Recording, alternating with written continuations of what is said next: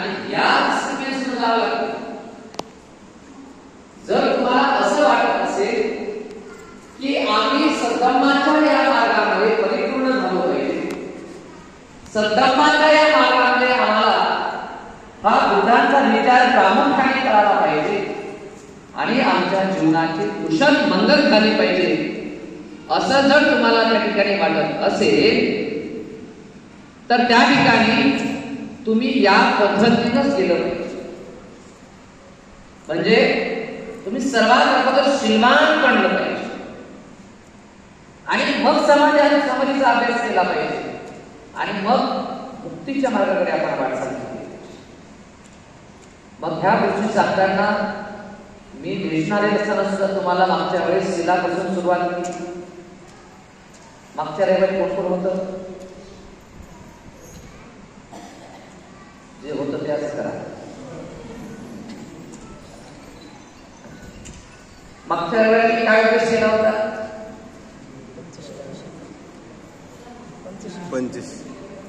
पंचशिलाचं विश्लेषण आपण करतो. सुरुवातीला आपण पंचशिला केली. पंचशिला ही मानव मुक्तीची आचारसंहिता. पंचशिलाच्या पालनातच विश्वाची शांती आहे. तुमचं जीवन सुद्धा त्या पंचशिलाच्या पालनानेच परिपूर्ण होतं. आणि मग सुरुवात इथून आहे. परंतु केवळ आपल्याला पंचशील एवढंच माहित आहे, पण त्या शिलामध्ये चारित्र्यशील आणि वारित्र्यशील आहे. चारित्र्य आणि वारित्र्य. आता जे आज आपण ग्रहण करतो, म्हणतो काय म्हणतो? पानातिपाता वीरमणी शिखापदन समाधी. हे कोणतं शील माहिती? याला वारित्र्यशील म्हणतात. म्हणजे हे विरक्त राहण्याचे शील आहे. काय? तुम्ही जीव हिंसा करण्यापासून अलिप्त राहणे. मग चारित्र्यशील काय आहे? चारित्र्यशील म्हणजे वागण्याचे शील असतं, ते करण्याचं असतं, ते न करण्याचं, हे रमणी विरक्त राहण्याचं आहे. मग युक्त होण्याचं शील काय आहे? तर याच्या संपूर्णतः विरोध आहे. जर तुम्हाला वाटत असेल की तुमच्या हातून कधीही हिंसा नाही झाली पाहिजे, तर चारित्र्य काय आहे? तर मनुष्य हिंसा कधी करतो? मनुष्य हिंसा कधी करतो? जेव्हा माणसाच्या हृदयामध्ये क्रूरपणा येतो, माणसाच्या मनामध्ये द्वेष भावना उत्पन्न होते, कपटी भावना उत्पन्न होते, तेव्हा अशी कपटी भावना जेव्हा माणसात उत्पन्न होते, क्रूर भावना उत्पन्न होते, द्वेष भावना उत्पन्न होते, अशा द्वेष भावनेने, अशा कपटी भावनेने, अशा दुष्ट भावनेने माणूस दुसऱ्यांना दुःख देतो, त्रास देतो. बरोबर? तुमच्या मनामध्ये प्रेम आहे, दया आहे, मैत्री आहे, करुणा आहे, तर तुम्ही जगाला त्रास द्याल. आता बघा, या जगामध्ये जेव्हा जेव्हा कुणाचा खून होतो, कुणाचा जीव घेतला जातो, तर जो व्यक्ती जाऊन खून करतो, जीव घेतो, तो जाऊन असं हसत जाऊन आपण कसं दाबणार आहे, आता मी तुला खूप असणार आहे असं म्हणून हसत जाऊन बघतो. कोणी कोणाचा जेव्हा खून करतो, कोणी कोणाला जेव्हा मारतो, तेव्हा हसत जाऊन मारतो. किंवा ते खून करताना त्याच्या मनावर, त्याच्या चेहऱ्यावर खूप आनंद आहे, प्रसन्नता आहे, कळी तुटलेली आहे, एकदम फ्रेश आहे, हटकी चेहरा आहे, असं खून करू लागलाय. असं कधी होतं का? कधी होतं का? बरं, खून केल्यानंतर सुद्धा खूप छान झालं, माझं मनाला समाधान लाभलं, की लयच पटपट करू लागलं, आता याचा जीव घेतला, आता मी सुखाने जगू शकतो, असं म्हणून तो हसतो का? कारण ज्याच्या मनामध्ये राग आहे, द्वेष आहे, दुर्भावना आहे, ईर्ष्या आहे, असा मनुष्य, असा कपटी मनुष्य, त्याच्या चेहऱ्यावर तो कधीही प्रसन्नता आणू शकत नाही, शांती येऊ शकत नाही, समाधान येऊ शकत नाही. आणि म्हणून तथागत म्हणतात, जे वारित्र्यशील आहे त्या वारित्र्यशीलामध्ये असं आहे की ज्या ठिकाणी क्रूरता येते, कपट येते आणि मनुष्य हिंसा करतो, तर या उलट त्याच हृदयामध्ये आपण प्रेम निर्माण करा. त्या हृदयामध्ये आपण करुणेचा सागर निर्माण करावा. त्या हृदयामध्ये मैत्रीचा भाव आपण प्रकट करावा. सद्भाव आपण निर्माण करावा. दयाचा भाव निर्माण करावा. ज्या हृदयामध्ये दया असते, ज्या हृदयामध्ये करुणा असते, ज्या हृदयामध्ये अनंत मैत्रीचा भाव असतो, ज्याच्या हृदयात नेहमी मैत्री असते ना, तो माणूस कधी कोणाचा शत्रू होऊ शकत. ज्याच्या हृदयामध्ये दया दयाभाव, अंतकरण दयेने ज्याचं भरलेलं असतं, जो नेहमी लोकांना दया करतो, जो नेहमी लोकांना करुणा करतो, ज्याचं अंतकरण प्रेमाने भरलेलं आहे, असा प्रेमळ माणूस, असा दयाशील माणूस कधीच कोणाला दुःख देऊ शकत. आणि म्हणून तुम्हाला जर असं वाटत असेल की माझ्याकडून या शिलाचं उल्लंघन नाही झालं पाहिजे, तर तुम्हाला काय करावं लागेल? पहिलं शील तुमच्या आचरणामध्ये आणायचं असेल तर तुम्हाला करुणाशील बनावं, दयाशील बनावं लागेल, मैत्रीवान बनावं लागेल. तुमच्या हृदयातला द्वेष तुम्हाला कमी करावा लागेल. तुमच्या हृदयातली दुर्भावना तुम्हाला कमी टाकावी लागेल. तुमच्या हृदयातला द्वेष आणि दुर्भावना निघली की आप सुखच आपल्या हृदयामध्ये करुणा आणि मैत्रीचा विकास होतो. मी तुम्हाला रात्री सांगितले की ज्या पद्धतीने अंधार आणि उजेड, अंधार आणि उजेड या दोन गोष्टी आहेत. जिथे अंधार आहे तिथे उजेड आहे, आणि जिथे उजेड आहे तिथे अंधार आहे. अंधार आणि उजेड या दोघांच्या विरोधातल्या गोष्टी आहेत. आपण त्याला म्हणू पॉझिटिव्हिटी आणि निगेटिव्हिटी. एक नकारात्मकता आहे, एक सकारात्मकता आहे. जिथे सकारात्मकता आहे तिथे नकारात्मकता राहू शकत नाही, जिथे नकारात्मकता आहे तिथे सकारात्मकता राहू शकत नाही. पण याच्यामध्ये पण एक मजा अशी आहे की अंधार कितीही जरी कडक असला पण त्याच्यापेक्षा कैकपणे क्षमता आणि ताकद ही प्रकाश आहे. केवढाही कडक असू द्या, छोटासा प्रकाश सुद्धा त्या अंधाराला छेदण्याची क्षमता ठेवतो. आणि म्हणून आपल्या हृदयामध्ये कितीही द्वेष आणि दुर्भावना असू द्या, जर त्याला छेदायचं असेल तर करुणा आणि मैत्री एक अशी गोष्टी आहे की त्या करुणा आणि मैत्रीने आपण त्या द्वेष आणि दुर्भावनाला छेदू शकतो. ती क्षमता त्याच्यामध्ये.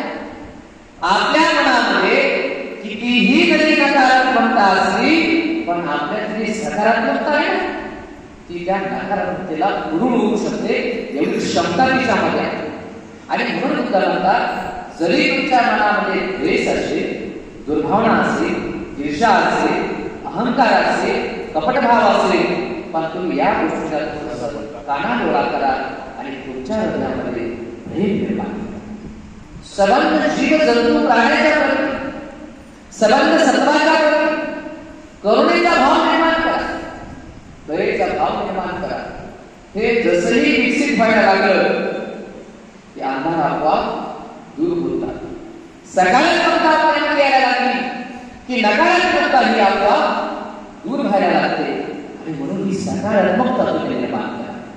आणि ही सकारात्मकता ही चांगल्या विचारातून, चांगल्या संगतीमधून, चांगल्या अभ्यासातून, चांगल्या आचरणातून त्या ठिकाणी आपल्यामध्ये निर्माण होत असते.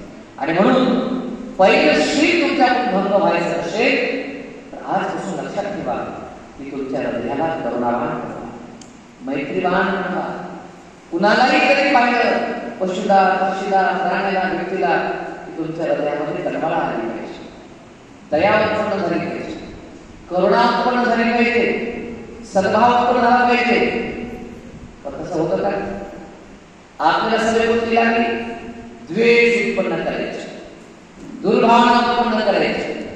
शत्रू जरी दिसला तरी तुम्हाला राग आला पाहिजे नाही, तर त्याच्या प्रती सद्भाव तुमच्यात निर्माण झाला पाहिजे. आपला वैरी जरी दिसला तर त्याला पाहून तुम्हाला राग नाही आला पाहिजे. भलेही समजा तू तुझ्याशी वाईट वागला, वाईट बोलला, वाईट जगला, म्हणून त्याला पाहिल्याबरोबर तुम्हाला राग आला पाहिजे का? नाही, दुर्भाग्य करायचं नाही. उलट त्याच्यावर तुम्हाला दया आली पाहिजे.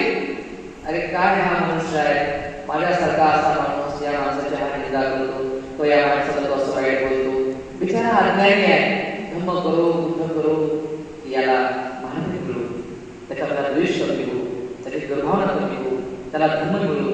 जसा मला धम्म मिळाला तसा यालाही धम्म मिळो, जसे माझा मार्ग मिळाला मला मार्ग मिळाला तसा यालाही मार्ग मिळो, तसं मी माझं पवित्र आणि शुद्ध जीवन जगतो तसा हाही पवित्र आणि शुद्ध जीवन जगतो.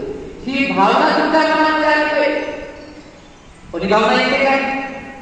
येते का? नाही. तर तुम्हाला सवय मिळेल राम करायची.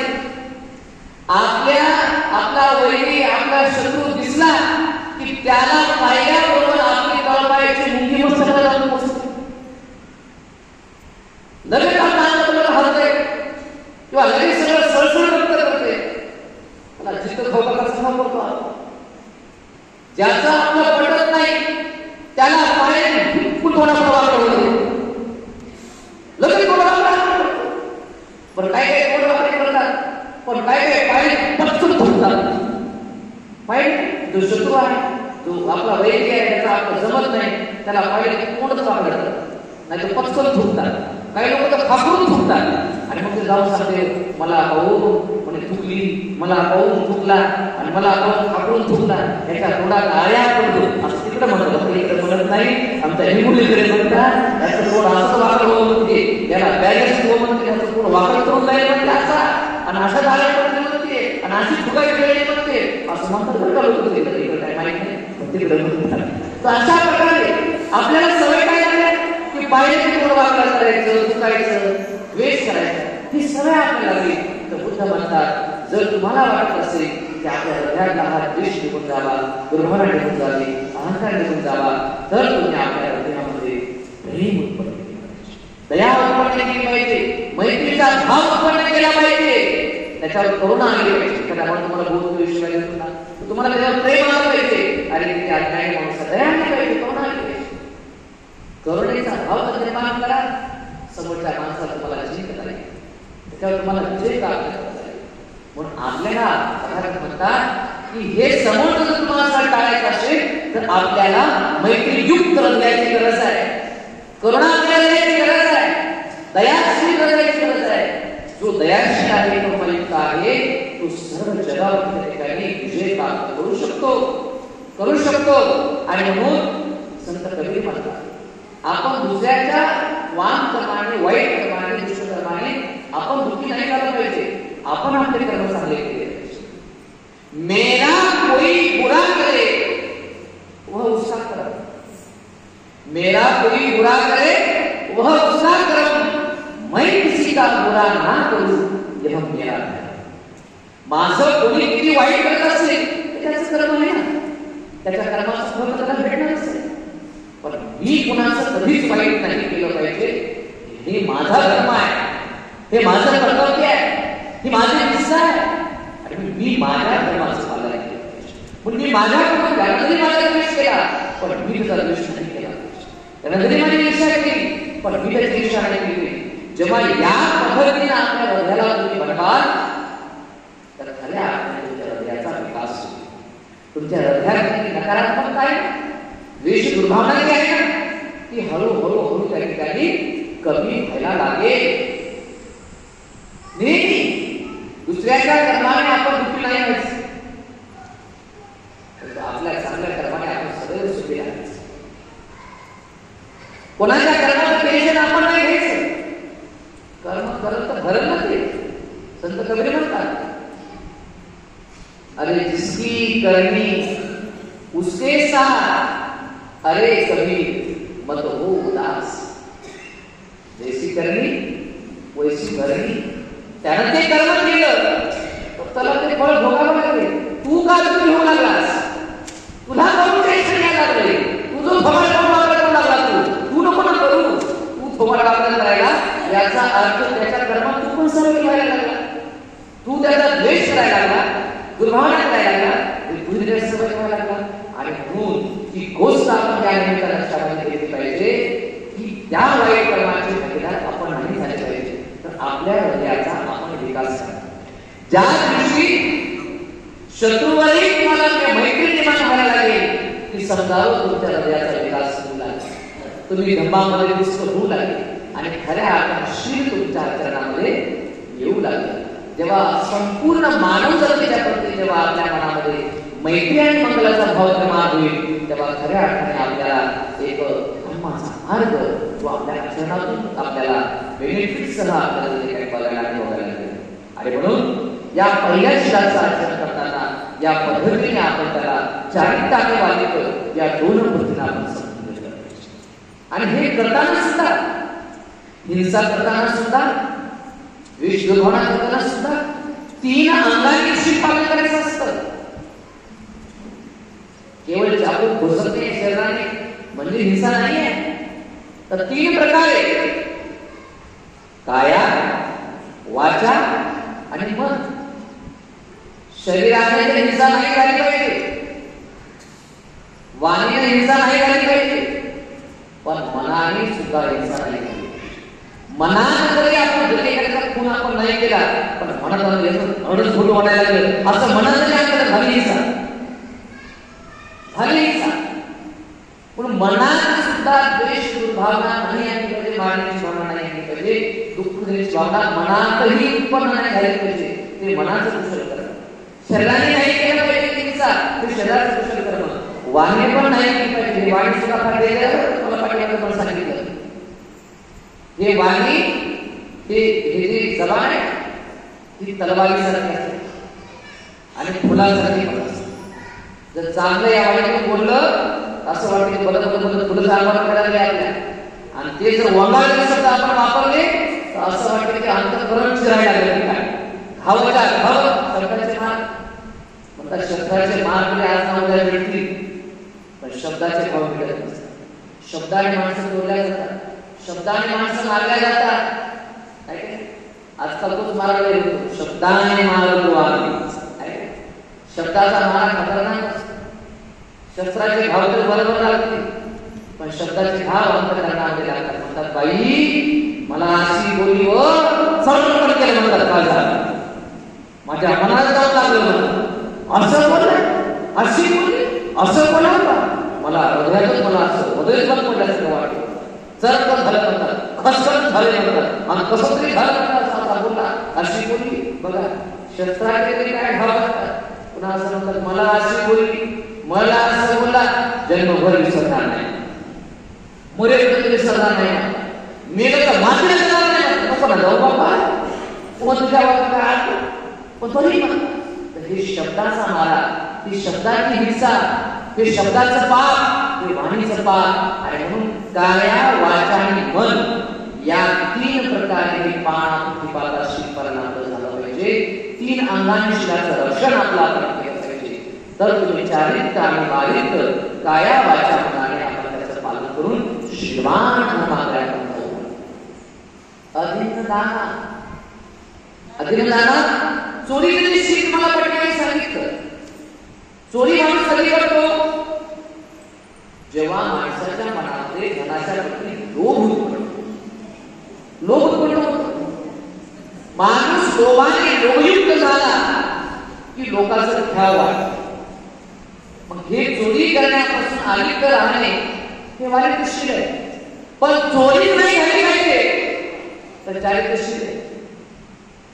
चोरी मी करत नाही, चोरीपासून सावध राहतो हे आमचं वारित्र्यशील आहे, अनालिक असतो. पण माझ्या जीवनात कधी चोरी करण्याची वेळच नाही आली पाहिजे असं तुम्हाला वाटत असेल, ते शील माझ्यात कधी भंगच नाही झालं पाहिजे असं तुम्हाला वाटत असेल, तर वारित्र्यशीलाचं पालनाऐवजी चारित्र्यशीलाचं पालन करा. मग काय चारित्र्यशील? वारित्र्यशीलामुळे आपण फक्त त्यापासून अलिप्त राहतो, पण चारित्र्यशीलामध्ये आपण त्याच्या विरुद्ध पालनाचा विकास करतो. काय विकास आहे की लोभ उत्पन्न झाला म्हणून आपण चोरी करतो, पण जेव्हा लोभच आपण नष्ट करतो तेव्हा चोरीचा भावच उत्पन्न होत नाही. मग आपल्याला लोभ नष्ट झाला पाहिजे. मग लोभ नष्ट कसा करायचा? कसा करायचा? घेण्याने लोभ निर्माण होतो, तर देण्याने लोभ नष्ट होतो. मग घ्यायला लागलं की लोभ निर्माण होतो, पण द्यायला लागलं की लोभ नष्ट होतो. मग बुद्धाने स्पष्ट आणि सरळ सांगितलं, द्यायला शिका, द्यायला शिका. मग जर तुमच्याकडून चोरी व्हावी असं तुम्हाला वाटत नसेल तर तुम्ही दानी बना. तुम्ही दानी बना, तुम्ही दान करा. आता दान म्हणजे काय? पैसा दान द्यायचं दान नाही. अन्न, वस्त्र, औषध, रक्त, मांस, श्रम, बुद्धी यापैकी कोणत्याही गोष्टी तुम्ही दान दिल्या तर ते दानामध्ये बोलतात. ते द्रव्य दान आहे. पैसा ते द्रव्य आहे. तुम्ही श्रमदान पण करू शकता. तुम्ही विहारामध्ये आलात, झाडून काढलात, मोठी साफ केलात, झाडाला पाणी दिलात, खिडक्या साफ केलात, श्रमदान आहे. श्रमदान आहे. ते तुम्ही दान करू शकता. तुमचे श्रमदान आहे. तुम्ही आलात, तुमच्या घरी आले, पाणी दिलात, जलदान आहे. फुल दिलात, फुलदान आहे. भोजनदान दिलात, अन्नदान आहे. कपडे दिलात, वस्त्रदान आहे. औषध दिलात, औषधदान आहे. अशा प्रकारे कोणत्याही लोकांनी दान करू शकतो. दानी म्हणा, कुठं द्यायचं कुठं द्यावं असं. पण जीवनभर असा एक दिवस आपला नाही गेला पाहिजे की ज्या दिवशी आपण दान दिलं नाही. मग ते द्रव्यरूपी हो, वस्तुरूपी हो, अन्न पाणीरूपी हो, कोणत्या का रूपाने म्हणा, आपण दान द्यायला. दान दिल्याने माणसाचा स्वार्थ बिघडतो. दान दिल्याने माणसाचा अहंकार बिघडतो. कारण देण्याने धन वाढत, त्याचं धन कमी होतं. 10 रुपये कमावले तर त्याचे 2 रुपये, त्याचे 10 राहिले, 8 झाले, तर 2 रुपये गेले. पण जेव्हा त्याला वाढू लागतो ना, ते वाढवण्याने अहंकार निर्माण होतो, स्वार्थ निर्माण होतो, लोभ निर्माण होतो. पण जेव्हा आपण द्यायला लागतो ना, तर त्याच्यातून हा लोभ नसतो, कमी व्हायला लागतो, कमजोर व्हायला लागतो आणि म्हणून ते द्यायला शिकतो. जेव्हा आपण द्यायला लागतो, आता उगाच सोडून घेते काय, देण्यासाठी सुद्धा मनाची मोठे पण पाहिजे का? देण्यासाठी मनाची मोठी भावना पाहिजे का? आता आजकाल आपण पाहतो घर मोठे, पद मोठे, पण माणसाचे मन लय छोटे, लय खोटे. म्हणतात बाई मस्त घर बांधलं तर इकडे पाणी पाजले म्हणतात, कधी पाणी बरोबर विचारलं नाही म्हणतात. बाहेर बोलते म्हणतात, बाई बाहेर बोलते म्हणतात, कधी येऊन काढा पाणी आमच्या पाणी म्हणतात, सगळं खायला प्यायला सगळं दुसरी जाऊन खाते म्हणतात. आणि गेली तर कधी खाऊ घालत नाही का? मन मोठं नाही, मन छोट आहे. मन खोट आहे आणि मनाची उदार भावना माणसाला निर्माण होत नाही. मन मोठं जोपर्यंत होत नाही तोपर्यंत मग दान देऊ शकत नाही. दान देण्यासाठी सुद्धा माणसामध्ये लय मोठी ताकद लागते हो. लय मोठी मनाची मोठे पण लागतं. खोटा माणूस, लबाड माणूस, लोभी माणूस दान देऊ शकत नाही. पण ते दान द्यायचं असेल तुम्हाला तर तुमच्याचा तो लोभ कमी करावा लागेल. धनाने दौलतीने माणसं लोभी म्हणतात आणि या लोभामध्ये आपण जो लोभी आहे ना ते कधी धर्माचा आचरण होऊ शकत नाही. म्हणून हे लोभ आपल्या ताकदीचा व्हायचा असेल, तो लोभ आपल्या ताकदीचा व्हायचा असेल तर तुझी दाणी बनवणं पाहिजे. आणि अनेक लोकांना सांगतो तुम्ही दाणी बना, पण लोकांना काय वाटतं मला सांगितलं सरळ सांगण्याचं वगळच लागतंय. मग अरे तुम्ही दानच म्हणतात. अरे बाबा हे तुमच्या पुण्यासाठी आमचं काय, तुमचं तुम्हाला खटपट नुसती तुम्हाला फक्त बनवायचं. आम्हाला काय पाहिजे कोण बघणार आहे, आम्हाला भागात कुठेही भेटते, आम्हाला जो कुठे देतात, पण तुमची ती बालिका बनावी का? आम्ही लोकांना आम्ही घर टेक्निक सांगतो. आम्ही लोकांना टेक्निक सांगतो. आम्ही मुलीमध्ये असताना, मुलीमध्ये असताना आम्ही अनेक लोकांकडे व्यवसायामध्ये असे गल्ले दिले. आम्ही स्वतः विकत घेऊन दिले आणि पण हर एक दिवस त्या गल्ल्यामध्ये पैसे टाकायचे. मग 1 रुपया टाका, 2 रुपये टाका, 5 रुपये टाका, 10 रुपये टाका, 20 रुपये टाका. तुम्हाला जसं वाटतं तसं करा. पण असा एक दिवस नाही गेला पाहिजे की त्या दिवशी त्या गल्ल्यात तुम्ही पैसे टाकले. आणि 3 महिन्यापर्यंत करा. 3 महिन्यापर्यंत करा. आणि 3 महिने तुमचा गल्ला भरला, तुमचा लक्षात संपलं की हे गल्ला आता मी गेल्यावर मला द्यावं असं नाही, पुण्याही द्यायला द्या, पुण्या अनाथाश्रमाला द्या, पुण्या वृद्धाश्रमाला द्या, एखाद्या गरीबाला द्या, एखाद्या विद्यार्थ्याला द्या, पण द्या. असा एक दिवस तुमच्याकडे नाही गेला पाहिजे की ज्या दिवशी तुमच्या हातून दान घडलं नाही. तरुणाला जातो, विहारात जातो,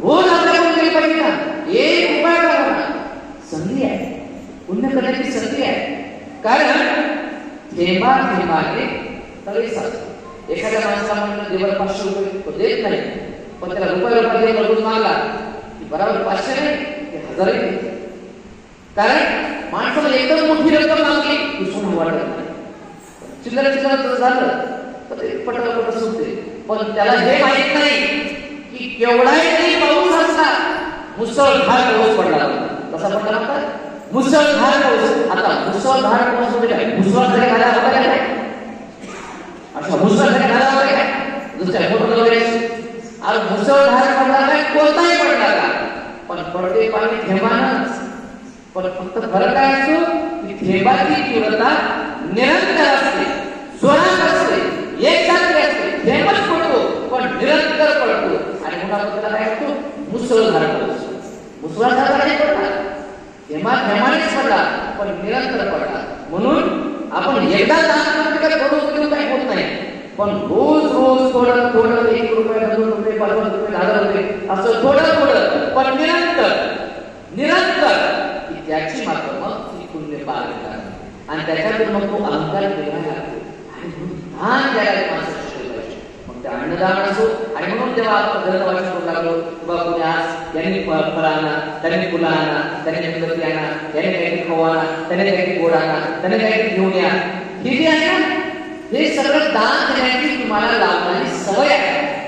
ह्या सगळ्या गोष्टी आहेत ना. आता आपण दर रविवारी भोजनदान अन्नदान काय करतो, दर पौर्णिमेला भोजनदान अन्नदान काय करतो, काय आहे तर हे तुमच्याचा अहंकार पिळण्यासाठी, तुमच्या हातून ते दान कर्म कुशल कर्म बनण्यासाठी ही केली जाणारी तुमच्यावरची प्रक्रिया आहे. की यातून माणसाला हळूहळू हळूहळू तो लोभ आणि उत्कृष्ट ठिकाणी कमी होतो.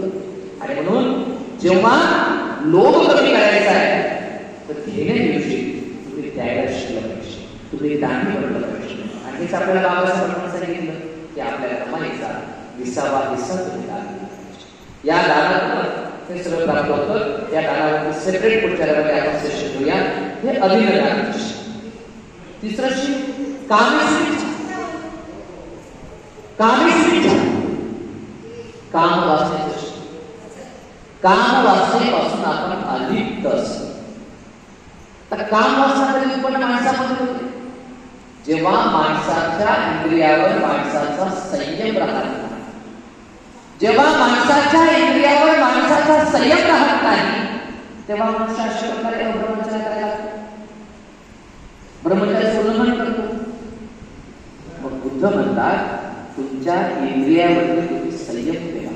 जसं आपण काल पाहिलं, जो आत्मसंयम माणूस असतो ना, ज्याचा स्वतःच्या इंद्रियावरती संयम असतो ना, तो कधीच व्यभिचार करत नाही. आणि म्हणून जर तुम्हाला असं वाटत असेल की आपल्याकडून कधीही व्यभिचार नाही घडला पाहिजे, अब्रह्मचर्य नाही घडलं पाहिजे, तर बुद्ध म्हणतात ब्रह्मचर्याचं पालन करा. जरी तुमची पत्नी असेल, जरी तुमचा पती असेल, पण 8 दिवसातून किमान 1 दिवस आपल्या पतीपासून आपल्या पत्नीपासून अलिप्त राहून अस्तशी उपोषणाचं पालन करा. 1 दिवस या काम वासनेच्या भोगापासून अलिप्त राहा आणि जाणीवपूर्वक राहा. आणि सातत्याने दर 8 दिवसाला आणि मग बघा की तुमच्या स्वतःवर तुम्ही कशा प्रकारचा विजय प्राप्त करू. जो व्यक्ती ब्रह्मचर्याचं पालन करतो तो व्यक्ती ब्रह्मचर्याचं कधीही उल्लंघन करू शकत नाही.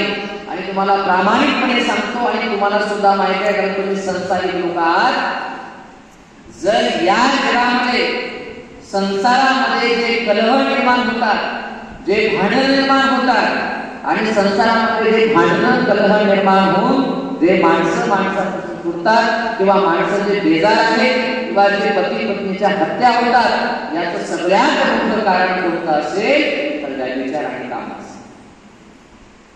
नवऱ्या बायकाचं भांडणं ते कधी अन्न पाणी येऊन दागदागिने येऊन साडी जुळून होत नाही, पैशावर होत नाही.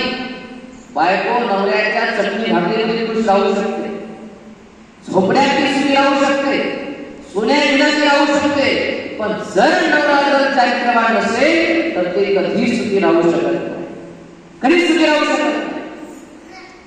सेम पोझिशन पाहिजे नवऱ्यामध्ये. एखादा माणूस बायको कशी असेल तरी चालेल, तिला काय जे काही केलं ते खाईल, पण तिचं जर चारित्र्य ठीक नसेल तर कोणताही मनुष्य लाख रुपये पगार असताना सुद्धा, बंगला असताना सुद्धा, गाड्या असताना सुद्धा तो बेभान असेल, तो बेचैन असेल, तो व्याकुळ असेल.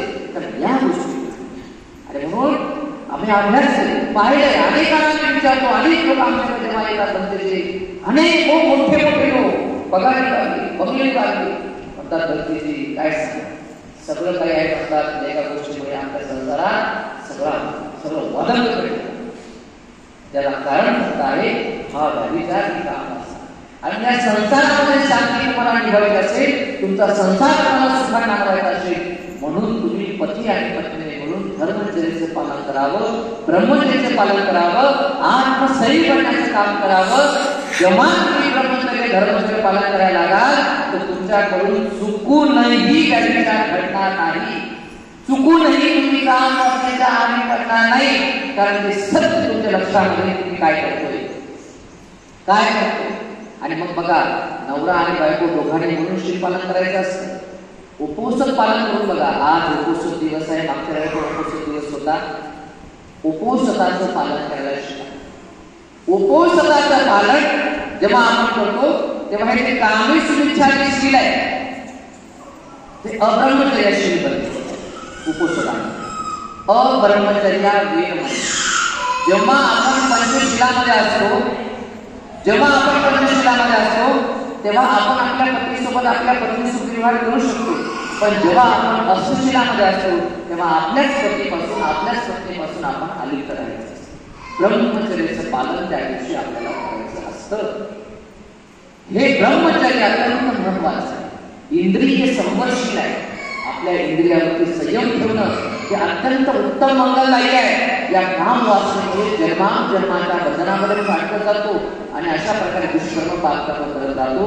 म्हणून हे शील जर तुम्हाला पालन करायचं असेल, या शीलाचं उल्लंघन तुम्हाला करायचं नसेल तर खऱ्या अर्थाने तुम्ही त्या ठिकाणी ब्रह्मचर्याचं पालन करायला शिकलं पाहिजे. आणि हे करत असताना खऱ्या अर्थाने भगवान बुद्ध म्हणतात की आपण आपल्या मनामध्ये सद्भाव निर्माण करून आपण धर्माला आणि आपल्या संयमाला खूप महत्व त्या ठिकाणी दिलं पाहिजे. म्हणून जेव्हा या जगाकडे आपण पाहतो, जेव्हा या इंद्रियरूपी सुखाला भोगतो, जेव्हा या विषय भोगामध्ये आपण पडतो, तर या विषय भोगाला भोगत असताना आपण एक गोष्ट कायम डोक्यामध्ये ठेवली पाहिजे. कितीही काम वासनेमध्ये आपण पडलो पण कधीही आपलं मन तृप्त होत नाही. कितीही चिखलामध्ये गेलो, हे जे संसारिक काम वासनेच आहे ना, हे एखाद्या दलदलीप्रमाणे आहे. जितकं आपण त्याच्यामध्ये पाय हात घालत राहू तितकं आपण फसत राहतो. तसं हे काम वासनेच आहे. जितकं याच्यामध्ये आपण त्या ठिकाणी घुसत राहू तितका आतमध्ये त्याच्यामध्ये घुसत राहतो, त्याच्यामध्ये अडकून बसतो. आणि असा काय अडकून बसतो की त्याला बाहेर येणं कधीही शक्य होत नाही. पण जी माणसं काम वासनेमध्ये पडतात ना, व्यभिचारामध्ये पडतात ना, त्या व्यभिचारामध्ये त्या माणसाचा अंतच होतो, शेवटच होतो. त्याच्यात घुसला की तो बाहेर येऊ शकत नाही. तुम्ही संसार लोक काय जाणू शकता. एकदा काही काम त्या भोगामध्ये घुसला की तो बाहेर येऊ शकत नाही. आणि म्हणून आम्ही कधीतरी लोकांना निश्चितीने सांगत असतो, बाबा जर तुम्हाला वाटत असेल की आपल्याकडून दुष्कर्मशील नाही झालं पाहिजे तर आपली बायको कशी असो, तिला ऐश्वर्या राय म्हणा, तिला माधुरी म्हणा, तिला सारखी काय काय म्हणा, आणि सारं प्रेम तिच्यावर तुम्हाला, सारं प्रेम तिच्यावर करा आणि आपला व्यवहार तिच्यासोबत. मग कधीतरी बायकाला यायला सांगतो, बाबा आपला नवरा कसाही असो, त्याला सलमान खान म्हणा, त्याला अक्षय कुमार म्हणा, त्याला अमिताभ बच्चन म्हणा, आणि सारं प्रेम त्याच्यावरती उभारा, सगळा विश्वास त्याच्यावर टाका आणि त्याच्यासोबत आपले संबंध अधिक घट्ट बनवा. नात्याला कलिमा असेल असं कुठलंही वर्तन करू नका. इकडं तिकडं दोघांनी पुढे कोण घुसू नये. आणि ते जर व्हायचं नसेल तर ब्रह्मचर्याचं पालन दोघेही मिळून करायला शिका. अष्टशिलाचं पालन, उपोषणाचं 8 दिवसातून एकदा उपोषणाचं पालन जाणीवपूर्वक करायला शिका. म्हणजे ऑटोमॅटिक तुमच्या दोघांचं नातं त्या ठिकाणी घट्ट होईल, एकमेकांचा विश्वास घट्ट होईल. हे आहे आमिष एकादशी. मुसावाला वाणीचं शील तुम्हाला सांगितलं की 4 प्रकारे वाणीचं शील तुम्हाला सांभाळायचंय. या वाणीवर संयम करून तुम्हाला शिकायचंय की कधीही तुम्ही व्यर्थ बडबड करता कामा नये, बिना कामाचं बोलायचं नाही. एक कधीही वाईट शब्द बोलायचे नाही, ज्यामध्ये लोकांना दुःख असेल, त्रास होईल, वाईट वाटेल असे शब्द बोलायचे नाही. पुन्हा निंदेचे शब्द बोलायचे, कुणाची निंदा करायची नाही, चुगली चालणार नाही. प्रखर बोला, जे बोलायचं तोंडावर बोला, स्पष्ट बोला. महाकार्यावर करायची गरज नाही. संसारामध्ये सगळ्यात जास्त प्रकरण भांडण कशा बोलायला असली चुकू केल्या. ही अशी म्हणली, ती तशी म्हणली, युद्ध हा बोलला, तो बोलला, याचं द्याला, त्याचं द्याला आणि ह्याचं द्याला. या नाव्या संसारामध्ये सगळे वादळ निर्माण होतात. आणि याच्यामध्ये सगळ्यात मोठा जर कालिका नाही तर सिंहाचा वाटा असेल तो महिला मंडळाचा असतो. बरं, सिंहाचा वाटा इकडे पण असतो म्हणा, काही इकडे काही नसतात, हे यांच्यापेक्षा खतरनाक असतात. पण सिंहाचा वाटा इकडे असतो. बुद्ध म्हणतात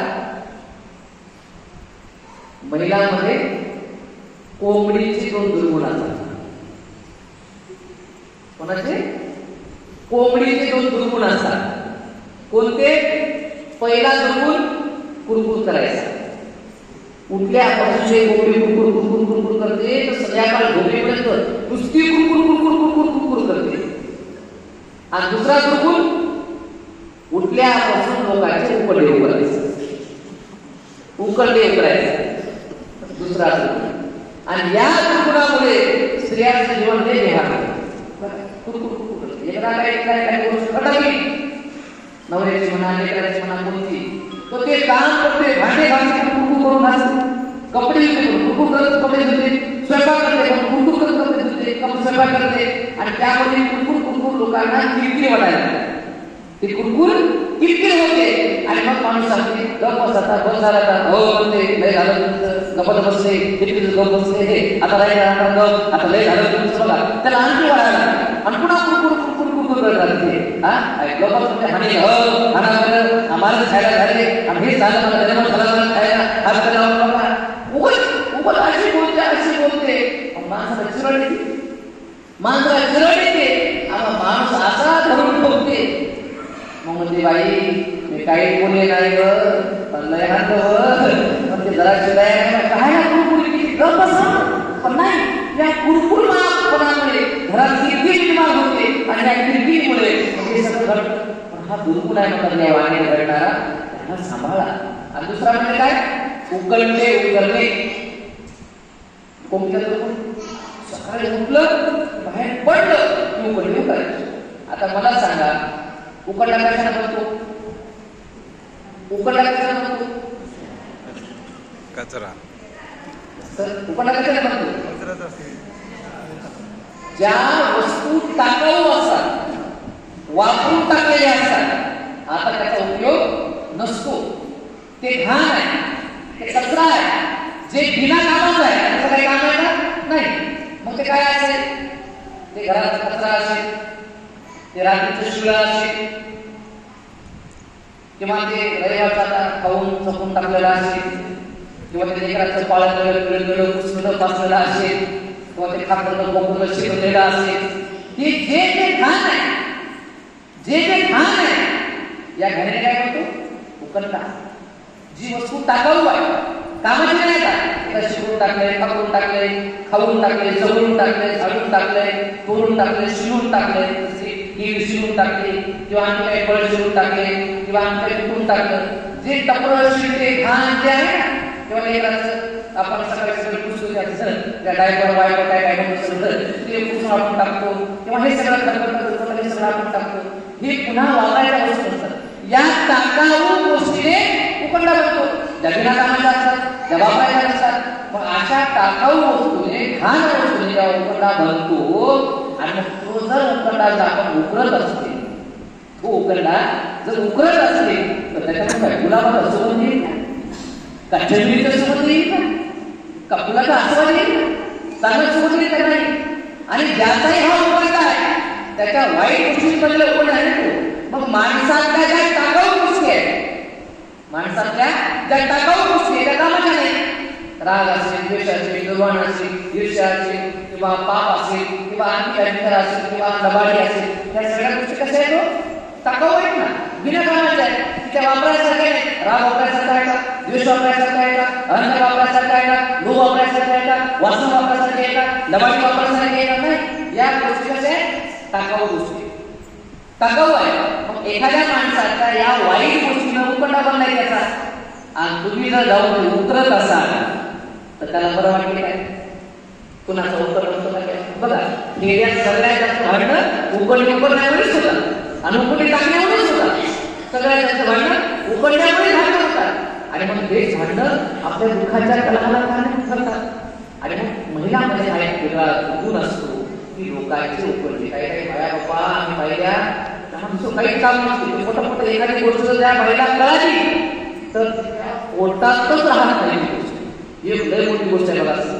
माणसाला अटॅक खाऊन येतात, बाहेर अटॅक खाऊन येत नाही जास्त. त्याचं हे कारण माणूस काय करतो, जे काही त्याला ऐकलं समजतं ना, सगळं पोटात साठवून ठेवतो. पण तिकडं एक असं आहे की ते पोटात राहतच ते आलं का असं खदखदात करतोय, उकळ्याच मारतात. ते जोपर्यंत बाहेर पडत नाही समाधानच केलं आणि म्हणून ते मोकळे होतात. सांगून पटकन मोकळे होतात. जे पोटात राहत नाही उकळ्याच मारते पोटामध्ये आले. आणि मग एखाद्या बाईबद्दल, एखाद्या पोरीबद्दल, एखाद्या माणसाबद्दल, एखाद्या बाईला कळालं की ती बाई पहिलं कसं सकाळी उठून तिला जाऊन सांगू एवढंच पाहिजे. आणि मग काही बाया सकाळी बोलतात, पहिलं आपलं काम सांगतात, तिला ती जाऊन सांगतात, तुला माहिती काय बाईक अशी केली असते किंवा असं माहीत बोलतात की बाजूच्या पण ऐकले नाही. त्या बाहेर मला पुन्हा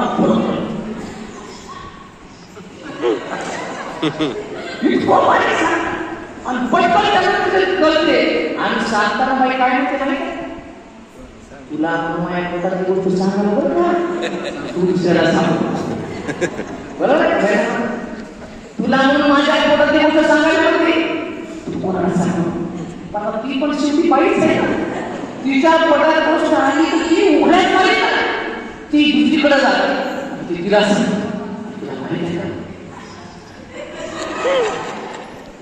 म्हणते भाई तुला म्हणून सांगलं पोटातली गोष्ट कोणाला सांगू. ती पण बाईच आहे, तिला तिच्या पोटात उघड्याच मारते. असं करता करता ही गोष्ट सगळ्या गतीने हो आकाशवाणी एका मिनिटात फिरते, एका दिवसात फिरते. आणि ज्याची ती गोष्ट आहे त्याच्यापर्यंत एका दिवसात येऊन पोहोचते. आणि जसे येऊन पोहोचली तर आग होती, आग होते. शिवाय ते कोण आहे म्हणजे म्हणता त्याला असं कसं म्हणतं की ज्यानं पहिलं सांगलं का की पहिलं उठून पोलीसच्याकडे जाऊन कसं काय करायला, कसं काय करायला. तिला म्हणले होतं आणि कुणाला सांगत होतो. ती म्हणते बाई मी पण तिला म्हणले होतो, कोणाला सांगत होतो. तिच्याकडे मी पण म्हणले तिला सांगत होतो. ही तिला म्हणली शेवटी जात बाई पोटात राहतच नाही. आणि लागो बाई लागो साता घरी लागो अशी हात ठिकाणी लागून जाते. आणि मग सगळं जे प्रिय होते, जे आपले होते, जे चांगले संबंध होते, ते सारे संबंध तुटून जातात. आणि मग ज्या बाया खाल्लं तिकडे एकमेका घेत होत्या, एका ताटात खात होत्या, मग त्या एकामेकडे पाहिल्या कुंडोला उठायला लागतात. आणि म्हणून त्या बाया एकीकडे पाहिल्या वेगवेगळे धुणे घ्यायला लागतात, वेगवेगळे भांडे घ्यायला लागतात, वेगवेगळे उकळणे करायला लागतात. हा जो उकळणे करण्याचा क्रम आहे तो मुस्साबादामध्ये येतो. आणि म्हणून हा जो दुर्गुण आहे मुलीचा उकळणे करण्याचा म्हणजे निंदा करण्याचा, चुगली आणि चाहणी करण्याचा, ह्यामुळे ते माणसं याच्यामध्ये बरं का म्हणजे आम्हाला बरोबर आहे एक काय कमी आहे त्याच्यामध्ये. काही काही बाहेर मला इतकी भेगा काही माणसं असतात, बाहेर व्यक्तीला लावतात इतक्या मुली आहे त्याच्या सगळं भांडण लावून टाकतात. माणसं काय याच्यामध्ये कमी असतात पण त्याचं प्रमाण जरा कमी असते, प्रमाण कमी असते. आणि म्हणून या निंदेच्या या शिलापासून आपण अलिप्त असलं पाहिजे, या चुगलीपासून आपण अलिप्त असलं पाहिजे, कठोर शब्दापासून आपण अलिप्त असलं पाहिजे. आणि म्हणून हे खोटेपणापासून अलिप्त होणं, निर्णयापासून अलिप्त होणं, अपशब्दापासून अलिप्त होणं, बडबडीपासून अलिप्त होणं हे वारीतशील आहे, हे वारीतशील आहे. पण चारित्र्यशील काय सांगते, जर तुम्हाला वाटत असेल की तुम्ही तुमच्या मुखातून कधी खोटं नाही निघायला पाहिजे तर बुद्ध म्हणतात चारित्र्यशीलामध्ये तुम्ही खरं बोलायचे. जो माणूस खरं बोलायला शिकतो तो कधी खोटं बोलत नाही. जो माणूस समज बोलणारा असतो तो कधी माघाऱ्या बोलत नाही. ज्याला सदैव चांगलं बोलणं आवडतं त्याला कधी वाईट बोलणं आवडत नाही. त्याची वाणी प्रेमाला आहे, ती कधीच खोटं बोलू शकत नाही, कधीच खोटं बोलू शकत नाही. ज्याची जी सवय आहे ती सवय तशीच राहणार. उदाहरण आपण घेतो, आमचे गडगाव गौतमची घटना, त्यांची वाणी अशी मवाळ आहे की किती जरी म्हणलं तर त्याच्या तोंडातून कधी असं मोठ्याने निघालच नाही.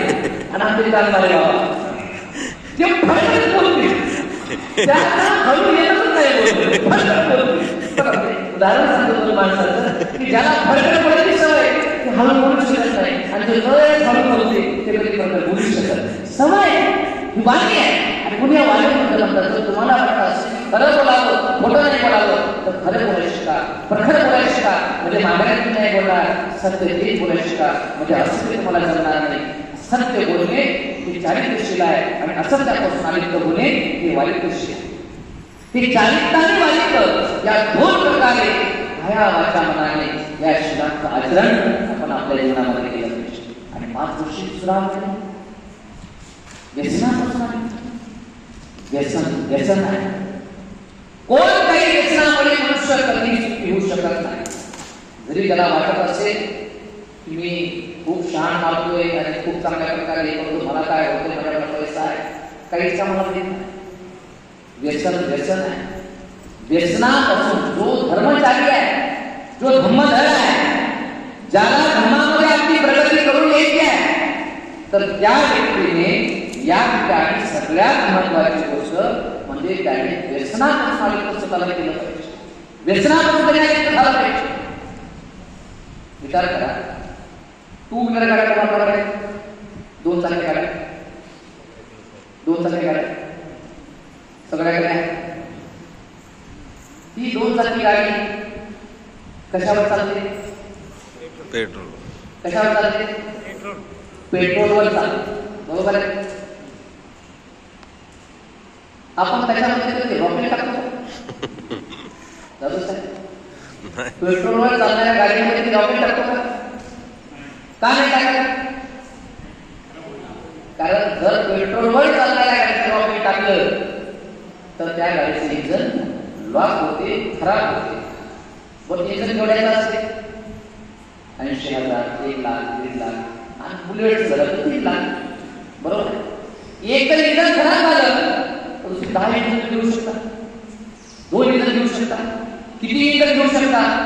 पण कधीच मध्ये इंजनाची काळजी आहे नाही टाकलं तुम्ही त्यामध्ये पेट्रोलमध्ये रॉकेल पेट्रोलच टाकता. तर तुम्हाला माहित आहे जर याच्यामध्ये रॉकेल टाकली इंजन लागतो.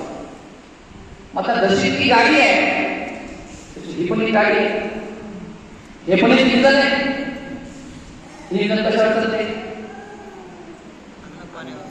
याचं पेट्रोल काय? अन्न पाणी आहे. नुसते पाला पापड जरी आपण खाल्ला तरी हे इंजन चालते का? मग हे अन्न पाण्यावर चालणारं इंजन याच्यामध्ये तुम्ही दारू कुठली रॉकेल, सिगारेट कुठली रॉकेल, बिडी तंबाखू गुटखा कुठली रॉकेल जर या इंजन मध्ये जर तुम्ही टाकत असाल तर हे इंजन बिघडणार नाही. अरे ते तुमच्या गाडीचं इंजन लाख 2 लाखाचं आहे, ते 10 बदलू शकता. पण एकदा का हे इंजन बिघडलं बदलू शकता का? बदलू शकता. किती जरी पैसा असला तुमच्याकडे तरी गेली किडनी, खराब झालं लिव्हर, खराब झालं सगळं फुफ्फुस, बदलू शकता. आपल्या महाराष्ट्राचे सीएम देशमुख साहेब काय किती पैसा आहे, किती पैसा आहे, पण भेटलं का नाही? उदाहरण आहे आपल्याकडे, असं एक नाही, हजार उदाहरण आपल्याकडे सांगतो. तुम्हाला मोठ्या माणसाचं म्हणजे तुमच्याकडे पैसा आहे, ऑपरेशन करेल, दवाखान्यात जाईल, विकत घेईल, या आम्ही भाव सांगू नका. एकदा काय इंजन खराब झालं तर दुरुस्त होणे नाही, त्याचा पार्ट भेटत नाही, भेटला तरी मॅच होत नाही. पहिली गोष्ट भेटतच नाही, 1% भेटतो मॅच होत नाही. एवढा पैसा आहे का आपल्याकडे? एवढं धन आहे आपल्याकडे? अरे ज्या इंजनला किती इंजन बदलू शकतात त्याची एवढी काळजी करतात. पण जे इंजन अनुभव आहे काय काय काय बोला तुम्ही इंजन सांगा. तुमच्या 20 दिवस काय बोलला सांगा. तुम्ही सांगा मुली किंमत तुम्हाला देतो आता देतो. मला हे माझ्या पेटीची 10 लाख रुपये सांगा. आता 10 लाख पेटी काढून घे सांगा. माझ्या दिवस एक कोटी सांगा. 1 कोटी देऊ लगेच 1 कोटी काढून तुम्हाला तुमचं दिवस काढून देऊ शकता. आहे 1 कोटी देतो तुमच्या मुली किती काढून द्या देऊ शकता का. 10 कोटी मुलीवर काढून देऊ शकता का. नाही देऊ शकत. कारण त्याची किंमत नाही आहे आणि मोल आहे. त्या किडनीचं त्या लिव्हरचं त्या फुफ्फुसाचं त्या हृदयाचं मोल नाही देऊ शकत आपण. ते अनमोल असे इंधन आहे. आणि मग इतकं अनमोल असलेलं इंधन त्याच्यामध्ये बिडी तंबाखू सिगारेट गुटखा आणि काय काय टाकून त्याला जर तुम्ही खराब करत असाल तर सुख तुम्हाला कसं मिळेल. शांती तुम्हाला कसं मिळेल. तुम्ही सुखी कसे राहाल. आणि मग जर सुखी जर तुम्हाला राहायचं असेल धर्मामध्ये जर बलिष्ठ तुम्हाला व्हायचं असेल धर्मिष्ठ तुम्हाला बनायचं असेल आणि धर्मामध्ये तुम्हाला स्वतःची प्रगती करून द्यायची असेल तर या व्यसनापासून या व्यसनाला दूर करा. या व्यसनापासून अलिप्त व्हा. व्यसन व्यसन आहे आणि हे व्यसन कधीही तुम्हाला सुख शांती देऊ शकत नाही. अनेक लोक ढोंग करतात. धर्माच्या नावाखाली ढोंग करतात. पांढरे कपडे घालून येतात. मोठ्या मोठ्या पदावर राहतात. मोठ्या मोठ्या बाता खातात. पण अंधारात जाऊन सिगारेट पितात. अंधारात जाऊन गुटखी खातात. हॉटेलमध्ये जाऊन दारू पितात. हमेशा पार्ट्या करतात. आणि आम्ही म्हणे आम्ही बुद्धविहार समिती आणि आम्ही म्हणे कार्यकर्ते आणि मग म्हणे आम्ही व्याख्याते आणि मग आम्ही काय काय सगळं म्हणजे लोकांना वेगळं दाखवतात. वक्ते म्हणून देतात. त्याला वक्ते म्हणून देणार. जे वक्ते नाही वक्ते आहे ते कामाचे ते बोलतात वागतात दुसरं. यांचं आचरण सुद्धा नाही. जरी ते पदावर असले जरी ते ज्ञानी असले जरी ते पंडित असले जरी ते पैसेवाले असले जरी ते काही करत असले पण त्यांच्याकडे शील नाही. आणि शिला विना विद्या ही फुकाची बाब असते. तुमच्याकडे किती पंडित आहे याला कधीच महत्व नाही म्हणून बाबा आहे. तुमच्याकडे चारित्र्य किती आहे याला महत्व. आणि म्हणून बाबासाहेब म्हणतात की गांधी बॅरिस्टर जरी असले आणि देशाचे नेते जरी असले पण लोक त्यांच्यावर बोट उचलतात कारण त्यांच्याकडे चारित्र्य आहे. पण मी जरी गरीब जरी असलो पण माझ्याकडे कोणी बोट उचलू शकत नाही कारण माझ्याकडे चारित्र्य आहे. आणि म्हणून चारित्र्य हे सगळ्यात मोठा दागिना आहे. शील हे सगळ्यात मोठा दागिना आहे. अलंकार ही शील आहे. आणि म्हणून शीलाचं रक्षण करणं हे आपलं कर्तव्य आहे. आणि म्हणून धम्म या धम्मामध्ये नीतिमत्तेला खूप महत्व आहे. बाकी जे इतर धर्म आहे त्या प्रत्येक धर्मामध्ये नीतिमत्तेला महत्व आहे. पण बाकी धर्मामध्ये नीतिमत्ता ही रेल्वेच्या डब्यासारखी आहे. गरज पडली डबा जोडा गरज संपली डबा काढून ठेवा. पण बौद्ध धर्मामध्ये नीतिमत्ता जे शील आहे ते इंधन आहे. इंधनच आहे. या इंधनाशिवाय तुमचे किती डबे पडून राहतात. इंधनाशिवाय नाही. म्हणून धम्मामध्ये शीलाला सगळ्यात महत्व आहे. मर्म आहे. मूळ आहे. पाया आहे. बेसमेंट आहे. याच्याशिवाय तुमची बिल्डिंग उभीच शकणार नाही. आणि म्हणून जर तुम्हाला धर्मवान स्वतःला बनवून घ्यायचं असेल तर तुम्हाला शीलवान बनणं शीलाचं रक्षण करणं गरजेचं आहे. शील धर्म पालन करणं गरजेचं आहे. आणि म्हणून हा बेसुद्धा पक्का असला पाहिजे. आणि म्हणून हे 5 वर्ष आणि उपोषण पालन करताना 6 वर्ष आहे विकाल भोजन की आपण अवेळी भोजन नाही केलं पाहिजे. ज्यांना उपवास पालन करायचे 12च्या आत भोजन करा. संध्याकाळी भोजन करता येणार नाही. जर तुम्हाला बिमारी असेल गोळ्या तुम्ही खात असाल तर तुम्ही फळाचा ज्यूस किंवा चहा अशा प्रकारे घेऊ शकता. गोळी उपाशी राहण्यासाठी थोडासा आहार तुम्ही घेऊ शकता. त्याची समस्या नाही. पण जर काही समस्या तुम्हाला नसेल तर 1 टाइमचं भोजन करून तुम्ही उपवास पालन करा. हे 6 वर्षे 7 वर्षे आहे. नरच्या गीत वादित विसुख दर्शना माला गंध विलेपन धारण मंडळ दुसरं ठाणे 7 वर्षे ही ज्या दिवशी तुम्ही उपवास पालन करतात त्या दिवशी तुम्ही नाचायचं नाही. नाचणं बघायचं नाही. गायचं नाही. गाणे ऐकायचे नाही. गाणे म्हणायचे नाही. वाद्य वाजवायचं नाही. वाद्य ऐकायचे नाही. नच्च गीत वादित विसुख दर्शना नको त्या गोष्टी बघायच्या नाही. थोडक्यात टीव्ही पासून मोबाईल पासून हल्ली करायचं. माला गंध विलेपन माला म्हणजे माळा. कशाच्या का माळा असणार? त्या सोन्याच्या असो का गजऱ्याच्या असो का फुलाच्या असो का कशाच्या असो माळा. गंध कोणत्याच प्रकारचा गंध, अष्टगंध नाही, कुंकवाला गंध नाही, का साक्षगंध नाही, का कोणताच गंध नाही. माला गंध विलेपन, कोणताही प्रकारचं लेपन नाही. ना ते चंदनाचं लेपन, ना पावडरचं लेपन, ना क्रीमचं लेपन, ना कोणतंच लेपन. माला गंध विलेपन, धारण मंडल की ज्याच्यामुळे आपलं साक्षात्कार आपण करतो, डोलमोड आपण असं होतो. असं कोणतंही धारण मंडळ करायचं नाही. विभूषण ठाणा, विभूषण म्हणजे आभूषण. विभूषण म्हणजे आभूषण. आता पहिल्यांदा विचारलं तुमचं आभूषण काय आहे, तर काय सांगाल? तुमचं आभूषण काय आहे? तर म्हणाल हे नाकातलं आमचं आभूषण आहे, हे कानातलं आमचं आभूषण आहे, पिठीतले आमचे आभूषण आहे, ते गळ्यातलं आमचं आभूषण आहे, ते हातातले काकणातलं हे आमचं आभूषण आहे, ते पायातले जोडीचे आमचं आभूषण आहे, ते हातातले अंगठ्या आमचं आभूषण आहे. असं पण ज्या दिवशी आपलं उपोषणाचं पालन आहे त्याची काय आहे? विभूषण ठाणा वेरमण. त्या आभूषणापासून तुम्हाला अलिप्त राहावं लागेल. पण ज्या दिवशी तुमचं उपोषणाचं पालन आहे त्या दिवशी तुम्ही सरळ काढून टाकायचं. आता आम्हाला काय काय लोकांना काढून टाका फक्कच करतोय, पण ते जी आमचे लई इच्छा रोज सरळ काढायचे, पण आता बाहेर गेले तर काही. आता शील पालन तुम्ही करता स्वतःसाठी का जगासाठी? स्वतःसाठी का जगासाठी? आता शील पालन करण्याची कुठे मिळणार?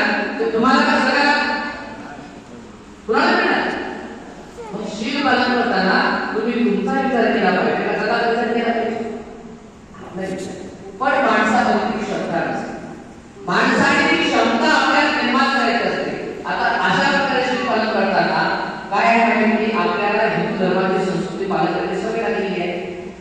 हे जे सगळं आहे ना हे सगळं हिंदू धर्माच्या लोकांना सगळ्या गोष्टी आपल्याला आपण जर या बुद्धविहारामध्ये आलो सगळं आलो, पण हे जे सगळं तुम्ही घातले ना सगळं हिंदू संस्कृती आहे, ही सगळी हिंदू परंपरा आहे. तुम्ही फक्त नावाला फक्त झाला पण तुमचं वागणं आणि सगळं हिंदू धर्माचं आहे. बुद्धिस्ट कधी होणार? हे तुम्ही धारण करताय, तुम्ही हिंदू धर्म धारण करताय, पण जेव्हा याच्यापासून तुम्ही जन्म आले तर बाल तेव्हा बुद्धिस्ट आहात. बुद्ध धर्माच्या खऱ्या विचाराचं तुम्ही अंतःकरणातून आचरण करत आहात. आणि म्हणून बुद्ध जगाची चिंता करायला शिकवत नाही. कोणी तो अनुभव आलेला पण अनुभव करणार नाही. आता मुसलमानच्या बाहेर लावत नाही, कुंकूच लावत नाही, म्हणजे नवरे वेगळे सगळे. आता फिरण्याच्या कोणत्याला बाहेर त्याला लावत नाही, वेगळे नवरे सगळे. आता आपला भारत देश सोडता जगाच्या कोणत्याच बाहेर सुद्धा घालत नाही किंवा चांगला घालत नाही. वेगळे जगात नवरे नाही कोणाला नाही करत ना. पण आपल्या मनावर हा जो पडलेला आहे लय बाहेर राहत असताना आमच्या 2-4 महिला होत्या सगळ्या बाजारात होत्या. त्यांना सांगितलं आणि चांगलं ठीक आहे आणि सगळ्या महिलांनी ठरवलं, जवळपास 17-18 महिलांनी ठरवलं की आता आपण दर अष्टमी, दर पौर्णिमा, दर अमावस्येला आपण अष्टमी पालन करायचं, पालन करायचं ठरवलं आणि ठरलं. आणि मग त्या मी सांगितलं त्याप्रमाणे सगळं वावर करायचं लागल्या. एकच गेल्या बाजारामध्ये आता लग्न आहे तुम्हाला माहिती, लग्न आहे लग्न झालं होतं गेल्या बाजारामध्ये गेल्या ते सगळं काढलं, पाडले पुढे घातलं, सगळं काढून टाकलं. गेल्या बाजारामध्ये एक बाई डायरेक्ट म्हणे बाई कधी गेले गुरुजी सांगितलंय नाही, कसं झालं काही नाही, काय झालं बाई असं करून नाही, काही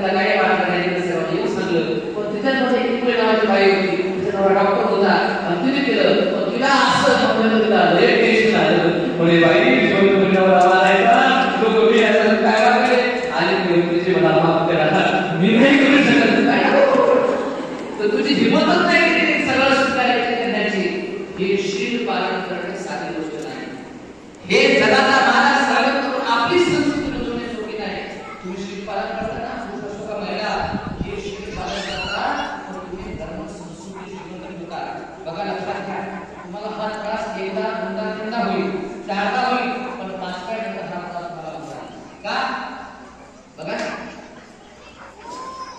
आता श्रावण महिना आहे ना आता देवीची व्रत येतात श्रावण महिना येते देवीची व्रत येते अनेक महिला पारायणामध्ये बसला हालत मग तुम्ही म्हणता कसं काय तुम्हाला काय सांगते आमचं देवीचं व्रत आहे आमच्या व्रताचे असं त्याच्या धर्मात पालन करत आणि तुम्हाला सांगत का नाही आणि मग अशा बायाला तुम्ही एकदा तुम्हाला विचारता पण नंतर त्या बाईला तुम्ही काय म्हणता तुझं देवीचं व्रत आहे तिला विचारायचं नाही तुम्हाला कळून अगदी तेच जर आपण वापरलं की तुम्ही आज एकदा दोनदा तीनदा तुम्ही अशा प्रकारे सगळं काढलं तुमच्या त्या बायाने तुमच्या मैत्रिणी तुमच्या शेजाऱ्याने तुम्हाला एवढं विचारतात सांगतात आणि तीनदा चारदा झालं की 5व्याला तुम्हाला उत्तर द्यायची गरज नाही ते बुद्धीवर त्या आवश्यकदृष्ट्या धर्माला सांगते थोडं बाया करतात आणि असं असते पुन्हा एखाद्या बाई म्हणजे स्वतःची परिस्थिती आहे एखाद्या बाईला नाही काय तुम्ही असं करता आणि त्या बाईला माहिती नाही आणि तुम्हीच मला बाई रिपोर्ट करू ती बाई सांगते तुम्हाला समजत नाही त्यावर त्या धर्मात असं काही त्रास नको पोचत ते सगळं बाया काढलं सगळं आणि असं राहतात असं आहे होय असं कसं काय करतो सगळं आणि मग बघा ती एक बाई त्या दुसऱ्या बाईला सांगते दुसरी बाई तिसऱ्या बाईला सांगते आणि हळूहळू महिना 2 महिना सगळ्या लोकांना माहिती होते की उपोषण असलं अष्टमी असली पौर्णिमा असली की हा महिला त्या वेळा जाणाऱ्या त्यांच्या धर्मामध्ये असं उपोषण पालन करतात आपोआप तुमच्याकडून धर्माचा प्रचार होतो आणि तुमचं तर शिरपालन होते पण तुमच्या शिरपालनामुळे या संपूर्ण परिसराच्या लोकांना तुमची धम्म संस्कृती माहिती होते मग ही धम्म संस्कृती प्रचार आणि प्रसार करण्यासाठी जर तुमचं आचरण कार्य होत असेल याच्यापेक्षा मोठं पुण्य कोण नाही कोणतं मोठं पुण्य धर्म प्रचाराचं अहो आम्ही घराच्या पाणी म्हणून पुण्य करतो आहे पण तुम्ही घरामध्ये राहून 1 दिवस अष्टशिलाचं पालन करून सुद्धा तुम्ही त्या ठिकाणी खऱ्या अर्थाने धर्माचं प्रचाराचं काम करू शकता हे पुण्य तुम्हाला मिळतं आणि म्हणून हे उपोषण आहे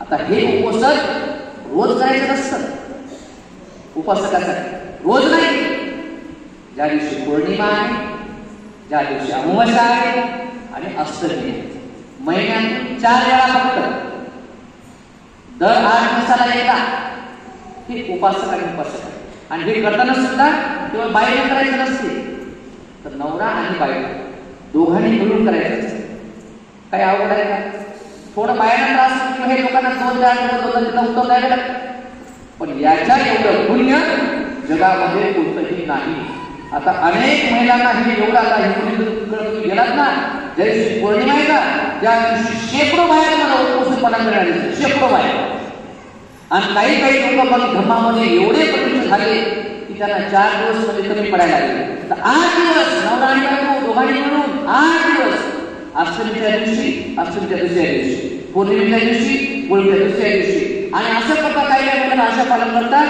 की अष्टमीपासून ते पौर्णिमेपर्यंत पौर्णिमेपासून ते अमावस्येपर्यंत 8 दिवस 15 दिवस अष्टशिलाचं पालन करतात उपोषणाचं पालन करतात नवरा बायको दोघं मिळून आणि घरामध्ये एवढी सुख एवढी शांती एवढं समाधान एवढं वैभव धम्माचं अमृत त्या लोकांना मिळतं पालन त्याला करून पहा 1 दिवस अमावस्या पौर्णिमा आणि त्याचं बेनिफिट त्या ठिकाणी ग्रहण करा आणि अशा प्रकारे हे 7 वर्षी आणि 8 वर्षी उच्चासेना महासेना साध्या पद्धतीवर साध्या पद्धतीवर जमिनीला साध्या गाडीवर आपण झोपायचं या अष्टशिलाचं पालन म्हणजे उपोषणाचं पालन आहे हे अशा प्रकारे उपोषणशील आता हे पौर्णिमा धरली आणि सोडली हे काय बाजून ठेवलेली काय अशा गोष्टी आहेत काय ते पौर्णिमा धरली सोडली हे धर्माला काय असते उपास धरले आणि दिवस झोपायचे सुद्धा रटावून खायचं असं धर्माला उपास नसते किंवा फक्त खाकर जमत नाही शब्दांना खा आणि काय काय खा फळ खा दूध खा काही चिरलेलं काही चिरलेलं काही आपला असते जे जमते हे जमते आणि भाकर खायचं आपला उपवास उपाशी राहायचा उपवास नाही पौर्णिमा धरली सोडली असं नाही सकाळी नाश्ता करा 7:00-8:00 अगोदर दुपारी 12:00 भोजन करा संध्याकाळी काय खायचं नाही आणि या बाकी 7 गोष्टींचं पालन करायचं त्याला उपोषण व्रत असं म्हणतात आणि हा वर्षावासाचा काळ म्हणजे उपोषण पालन करण्यासाठी अत्यंत उपयुक्त असा काळ. यामुळे अनेक काही होतात. या उपवासाचे अनेक प्रकार आहेत. त्या प्रकाराला आपण समजून घेण्याचा प्रयत्न सातत्याने करूया. आणि म्हणून आशा आहे, मला आशा आहे की आपल्यापैकी जे जाणकार, जे हिंमतवान आहेत, जे सगळं हे करू शकतात, ज्याला वाटते की धर्मसंस्कृती रुजली पाहिजे, मला जीवनामध्ये सुशांती मिळाली पाहिजे, माझं जीवन परिपूर्ण झालं पाहिजे, माझ्या संसारामध्ये सुशांती आली पाहिजे, तर खऱ्या अर्थाने 8 दिवसांकरिता उपवास व्रताचं पालन आपल्या जीवनामध्ये करायला शिका. काही अडचणी असतील तर मला विचारा. 3 महिने आपल्या सोबत आहेत आणि मग ते उपवास तुम्ही पालन करायला शिका. हे उपवासाचं पालन श्रीलंकेमध्ये दर 8 दिवसात करतात. आणि मग श्रीलंकेमध्ये उपवासाचं एक स्पेशली एक केंद्र त्या ठिकाणी झालेलं असतं. सकाळी 7 वाजता महिला, मुली, उपासक, उपासिका सगळे विहारामध्ये येतात. तर दुसऱ्या दिवशी सकाळी 7 घरी जातात. म्हणजे मुक्कामच विहारामध्ये. म्हणजे मग कोणी बाहेर जाऊन काय बोलायची गरजच नाही. हे म्हणा, हे म्हणा, ते म्हणा. म्हणून विहारात लोक राहायला येतात. त्यांच्याकडे सेपरेट राहायची व्यवस्था असते. सकाळी 7 विहारामध्ये आले का दुसऱ्या सकाळी 7 विहारातून निघून आपलं उपवास पूर्ण पालन करून परिशिष्ट ग्रहण करून निघून जातात. पण आज आपल्याकडे अशी परिस्थिती नाही आहे. तिथे विहारात आले पालन राहायची व्यवस्था नाही आहे. तर त्या काळामध्ये जेव्हा आपलं मोठं आणि काही विकासाची कामं होती, मोठ्या बिल्डिंग आपल्याकडे होती, तर 50 लोक राहून ज्या दिवशी अमावस्या आहे, अष्टमी आहे, पौर्णिमा आहे, त्या दिवशी लोक देवाचा राहून पालन करते. अशी व्यवस्था आता बीड जिल्ह्यामध्ये आपण निर्माण करतोय. बीड शहरात, शिवणी गावात, अनेक परिसरामध्ये आम्ही अष्टशील पालन करणारे उपासक आज तब्बल महाराष्ट्रामध्ये मी तुम्हाला सांगतो, नाही जरी म्हटलं या 5 वर्षामध्ये 1-1.5 लाख उपासक अष्टशीलाचं पालन करतात. आमचे भरते करुणानंद आहे, मोदी आहे, आमचे आणखी 2-4 भरते जे आहेत, ते सकाळी 5 वाजता ते ऑनलाईन सत्र सुरू करतात. सकाळी 6 वाजता अष्टशील धारण करतात. लोकांना भरते भेटत नाही, तर ऑनलाईन मध्ये सुरू केलं. आणि ऑनलाईन मध्ये कोरोनाच्या काळापासून लोकांनी खूप उपवास पालन करायला सुरू केलं. ऑनलाईन सकाळी अष्टशील ग्रहण करतात आणि दिवसभर पालन करून दुसऱ्या दिवशी सकाळी 6 वाजता उपवास सोडतात. अशी संख्या लाखाच्या वर गेलेली आहे संपूर्ण महाराष्ट्रामध्ये. आणि म्हणून त्याचे बंध आपल्याकडे सुद्धा आपण आणले पाहिजे. आणि ते अष्टशील आपण सुद्धा आपल्या जीवनामध्ये परिपूर्ण पालन केलं पाहिजे. कारण हे पंचशील आणि अष्टशील आमच्या जीवनाला खऱ्या अर्थाने बदलाव आणते, आमच्यामध्ये खरी धार्मिकता निर्माण करते, खऱ्या अर्थाने कुशल धर्म आपल्याकडून करून घेते.